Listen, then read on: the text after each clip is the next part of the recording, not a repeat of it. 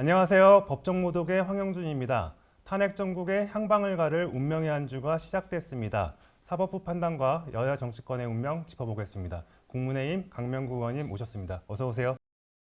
일단은 어제 그 헌재에서 한덕수 국무총리 탄핵을 기각했잖아요. 네. 이건 어떻게 보셨습니까? 우선 너무 늦은 판결이 아니었나 이렇게 생각하고요. 대통령과 국무총리의 직무정지가 87일이나 지속되었다라는 그 사실만으로 봐도 너무나 오랫동안 국정이 멈춰서 있었다. 그 부분을 지적 안 할 수가 없고요. 이게 어떻게 보면 그 구전구패, 줄탄핵, 줄기각에 네. 대한 탄핵 전문 정당 민주당이 헌법에 심판받은 날이다. 그리고 걸핏하면 이 탄핵으로 급박하잖아요. 탄핵으로 급박하고 행정부를 마비시키려고 했던 이 탄핵 전문 정당 민주당은 헌법에 심판받았고 곧 국민의 심판도 받을 거다. 그렇게 생각합니다.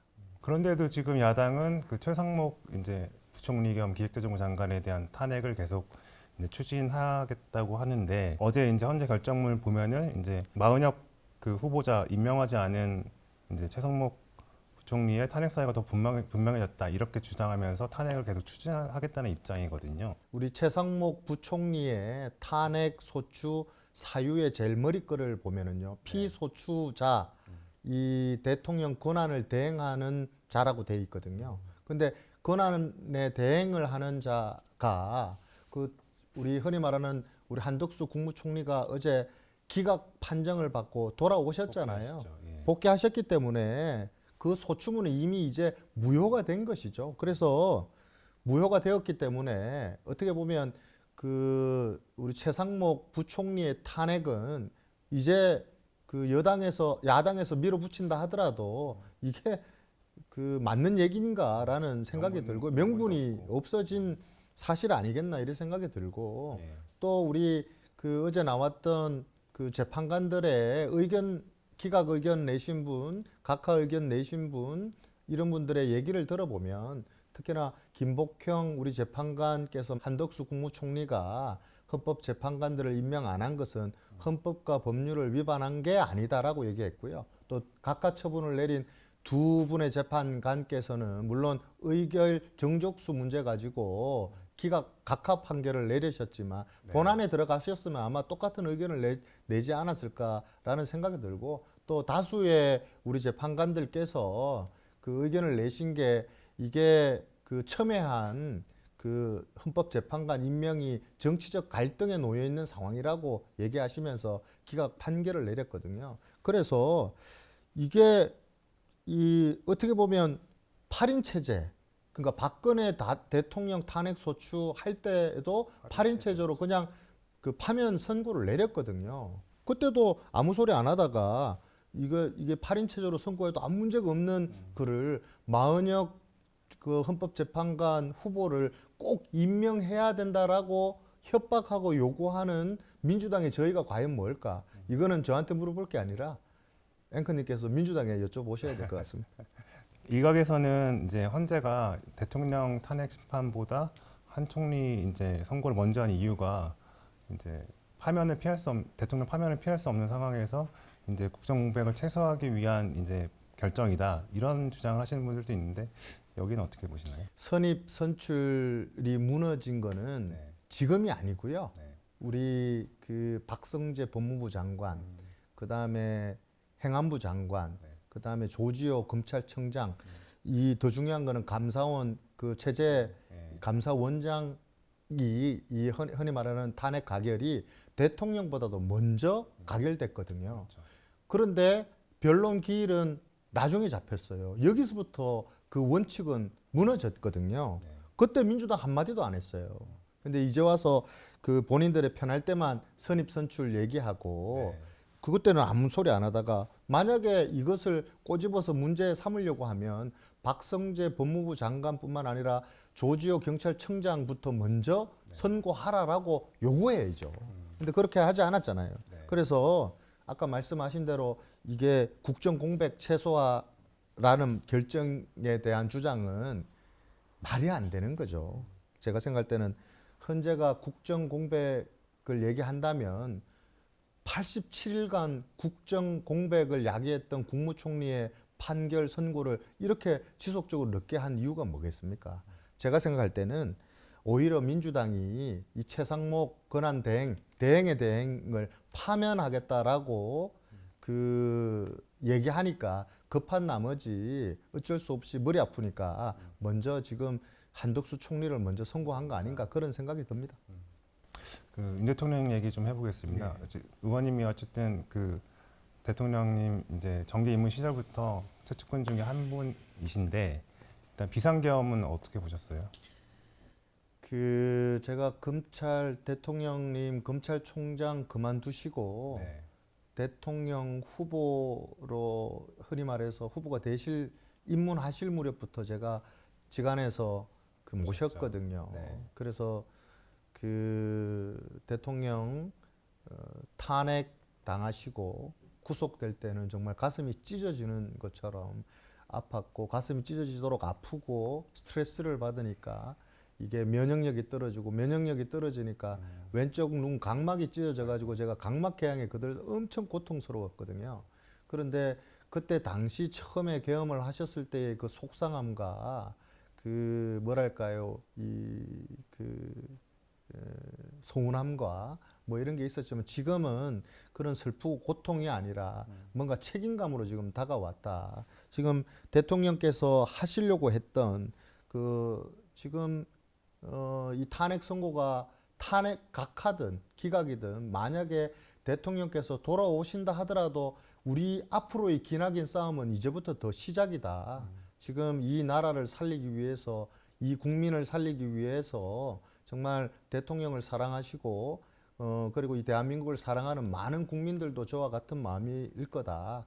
예전 독립운동을 하면서 목숨을 바쳐 이 나라를 살리기 위해서 애썼던 선배들처럼 이 민주당의 입법 폭거를 통한 이 대한민국 마비 이 사태를 이제 진짜 막아내야 되지 않겠냐 그런 결심을 하게 되는 그런 계기가 되었습니다.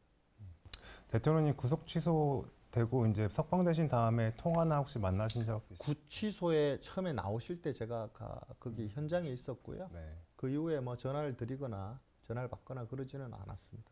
네. 그래도 현장에서 대통령을 뵀습니다. 그리고 나서는 어떻게 지내고 계신가요? 제가 뭐 대통령 지금 어떻게 지내는지 알 수는 없고요. 예. 차분하게 헌법재판소의 결론을 네. 판결을 지금 기다리고 계신 걸로 알고 있습니다. 네. 지난 주말 기자회견에서 이제 헌재가 대통령 탄핵안을 이제 각하해야 한다라고 주장. 네, 저는 각하해야 된다고 주장하고 있습니다. 그 근거는 어떤 건가요? 그 절차상? 많은 국민들께서 예. 내란을 뺀 음. 이 탄핵 심판은 사기 탄핵이다라고 주장하고 계신 근거는요. 이렇습니다. 국회에서 내란죄로 대통령을 탄핵했어요. 가결시켰거든요. 네. 그런데 헌재에서는 그 내란죄를 빼서 대통령 탄핵을 해서 인용을 하라라고 지금 주장하고 있는 거잖아요. 네. 홍장은 메모도 4번이나 수정됐고요. 곽정곤 사령관 같은 분들의 주장도 신빙성이 없고 회유와 협박이 있었다라는 일종의 정황들이 지금 나타나고 있잖아요. 그리고 그 구속 취소되는 그 지기현 판사의 판결에도 이 내란죄를 뺀 공수처의 수사권 권한에 대한 문제를 지적했거든요. 이런 것들이 다 정당성을 지금 다 훼손했습니다. 이 정당성에 훼손된 이 부분을 복원시키지 않고 과연 한 나라의 대통령을 파면시킬 수 있을까? 저는 당연히 각하되어야 된다고 생각하고요. 더 시급한 거는요. 네. 국방부 장관도 지금 공석이죠. 탄핵되어 있죠. 네. 이 지금 행안부 장관도 그렇죠. 예. 그랬었죠. 법무부 장관도 그렇죠. 경찰청장도 그렇죠. 이 공석으로 통한 직무 정지가 이 흔히 말하는 국정 혼란 그리고 국정 마비에 드는 그 사회적 비용을 나중에 다 어떻게 이거를 환산할 수 있을지는 잘 모르겠지만 트럼프 2기 행정부가 출범하면서 지금 통상전쟁, 관세전쟁으로 지금 온 나라가 지금 이 대비태세로 전쟁 준비를 해야 될 마당에 국무총리도 지금 직무정지가 돼 있던 상태에서 어제 복귀했고요. 네. 대통령도 빨리 복귀하셔가지고 이런 전쟁 준비를 해야 된다. 지금 상황이 우리가 생각하는 것보다 더 심각하다. 그래서 빨리 복귀하셔야 되는데 탄핵으로 인해서 60일 더 연장해서 이런 공백 상태가 더 지속된다면 대한민국의 미래가 밝지 않다. 저는 그렇게 생각합니다.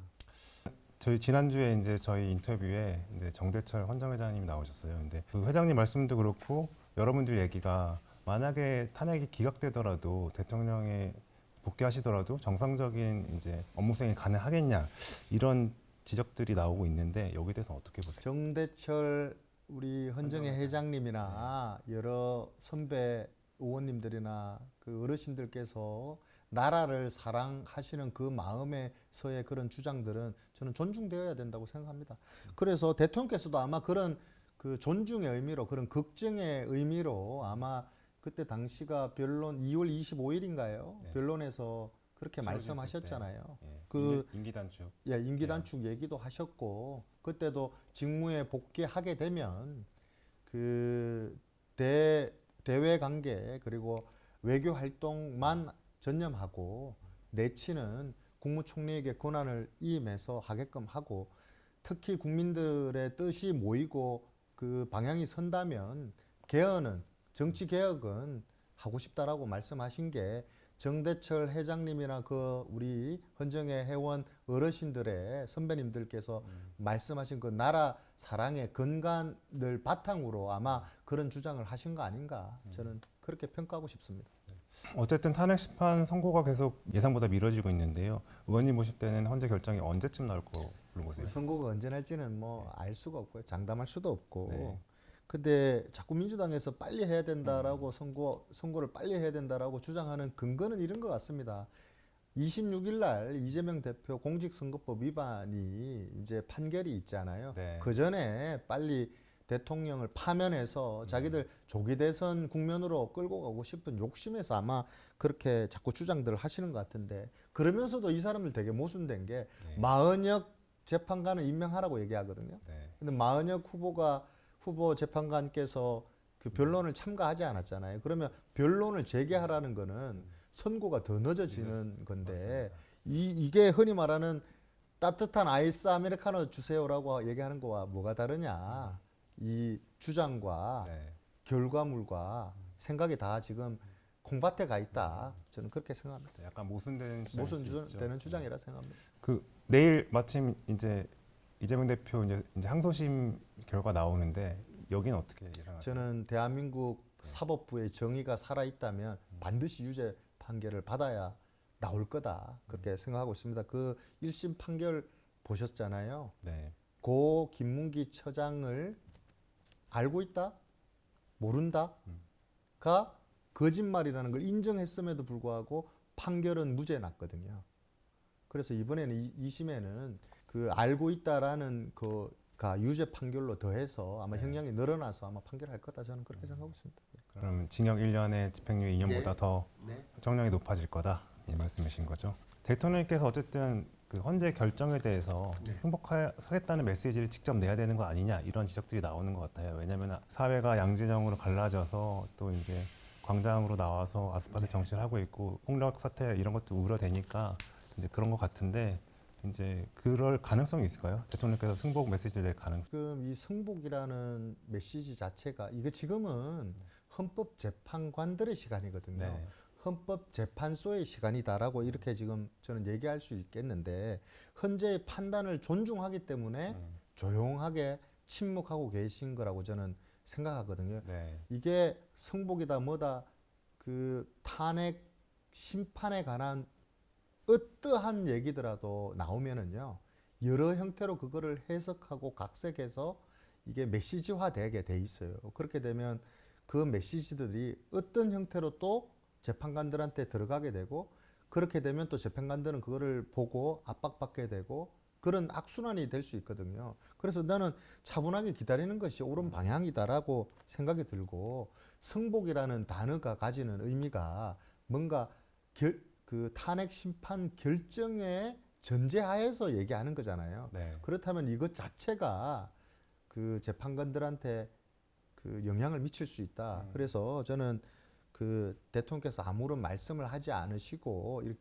계시는 게 맞다라고 생각하고 아까 말씀하신 승복 얘기는 변호인단을 통해서 냈고요 벌써. 그리고 이게 그 우리가 지금 이거를 그 성복 메시지를 왜 안 내냐라고 우리 그 흔히 말해서 지금 그 탄핵 심판을 받고 계시는 분한테 물을 네. 게 아니라 아까 말씀드린 구전구패 줄탄핵 줄기각에 대한 네. 지금 이번 국무총리 탄핵 심판 선고 결과에 대해서도까지도 아무런 반성과 사과가 없는 민주당 성복하지 않았어요. 그냥 이번 국무총리 탄핵 선고 결과에 대해서도 유감 표명만 했거든요. 네. 이분들이 과연 대통령 탄핵 선고 결과에 대해 성복할 수 있겠느냐? 저는 이 질문은 그분들한테 해야 된다. 줄탄핵, 줄기각에 대한 반성도 없고 사과도 없는 민주당이 과연 진짜 대통령 탄핵 선고 결과에 대해서 성복할 수 있을까? 한번 우리 앵커님께서 여쭤봐 주시면 고맙겠습니다. 헌재 선고를 앞두고 지금 여야 모두 장외 여론전에 나섰는데 민주당은 천막 당사까지 꾸려가지고 이제 말 그대로 이제 민심을 통합시켜야 될 정치인들이 오히려 분열을 부추기고 있다 이런 비판이 나오고 있는데 어떻게 보세요? 장애 투쟁도 할 수 있다고 봅니다. 네. 그리고 장애 투쟁을 하는 정치인뿐만 아니라 거기 가 나가 계시는 국민들도 대한민국 국민들이라 생각하고요. 장애에서 투쟁하면서 주장하는 얘기들 우리가 경청하고 들어서 그거를 때로는 언론에다가 전달도 할 필요가 있고요. 그분들의 의견을 받아서 또 다시 국회로 갖고 들어와서 그거를 일로 또 성화시키고 풀어낼 수도 있는 것이 정치인의 저는 책무라고 생각하는데 언론에게 당부드리고 싶은 것은 같은 지금 장애투쟁이라도 그분들이 어떤 주장을 하는지는 우리가 여야 간의 그 주장에 대한 정확한 비교 분석은 할 필요가 있지 않겠느냐. 네. 우리가 주장하는 거는요, 정당성을 스스로 훼손한 내란죄 이 폐기된 그 자료들, 네. 공수처의 자료들, 이거 말이 되지 않지 않느냐. 정당성에 훼손됐지 않느냐. 아까 말한 홍장원, 그 다음에 곽종건 사령관의 이런 자료들이 다 정당성에 훼손됐지 않았느냐. 그래서 이거는 정당성에 문제가 있으니 당연히 각하되어야 된다라고 제가 주장한 것처럼 지금 주장하고 계신 거잖아요. 근데 보시면 민주당의 주장은 빨리 선고하라, 빨리 파면하라, 이게 주장일까요? 저는 이거는 명령이라고 봅니다. 이거는 민주당이 헌재에 지금 압박하기 위해서, 겁박하기 위해서 일종의 명령하는 거라고 생각하기 때문에 이게 이런 거죠. 이제 아까 말씀드린 대로 26일 이재명 대표의 선고가 있으니 빨리 지금 25일에 선고를 빨리 하라는 거잖아요. 네. 그래서 이 야당의 주장이 마치 이게 뭔가 대의를 위해서 주장하는 것 같지만 실질적으로는 이재명 개인의 방탄을 위한 주장이고요. 그 헌재를 그러니까 방탄과 그 협박인 것이지 이게 대의나 전체 나라를 위해서 하는 얘기는 아니지 않느냐. 그래서 그들이 당에서 나가서 투쟁하면서 얘기하는 것들이 과연 이 대한민국을 위해서 하는 얘기인 건지를 한번 비교 분석해 주셨으면 좋겠습니다. 그래도 당내에서는 어쨌든 조기 대선을 염두에 두고 준비하시는 분들이 좀 있는 것 같아요. 의원님은 조기 대선 가능성은 그 조기 대선에 일단 미리 준비는 해야 된다는 주장은 어떻게 그렇게 동의하시나요? 그 기자님들 그 질문 많이 하시는데 네. 준비를 할 수가 없어요. 그 다른 지금 대선 주자들이 준비 사실상 그거는 움직이고 이제 있잖아요. 본인 후보들이야 예.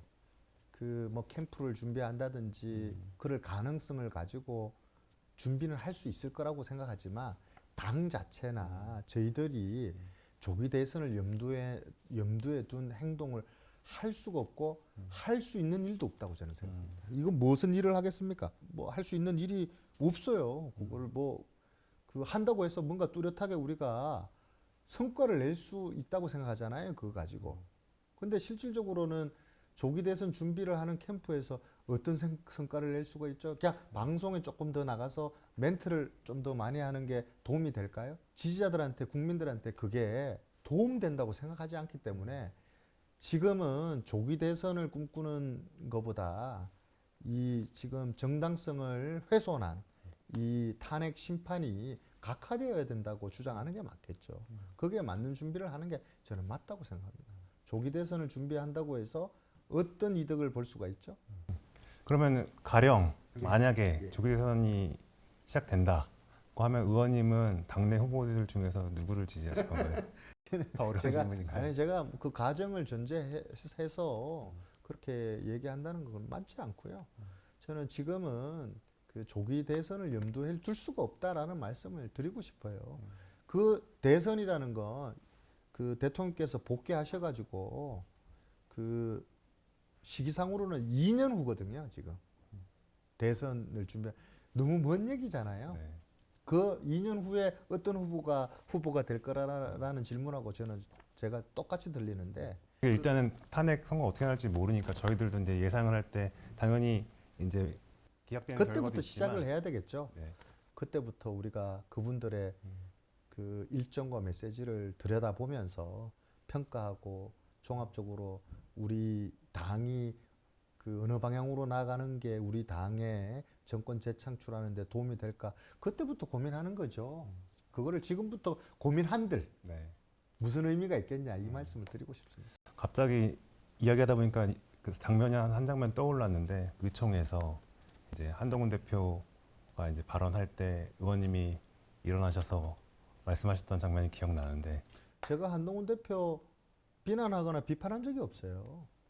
제가. 네. 근데 그때 한동훈 대표는 자당의 대표였고 자당의 대통령을 그 탄핵하는 안을 가지고 그분이 재판관도 아닌데 내란죄를 자백했다라고 얘기하시면서 하지 말아야 될 얘기 그것도 그날이 원내대표 선거를 하고 있는 날이었거든요.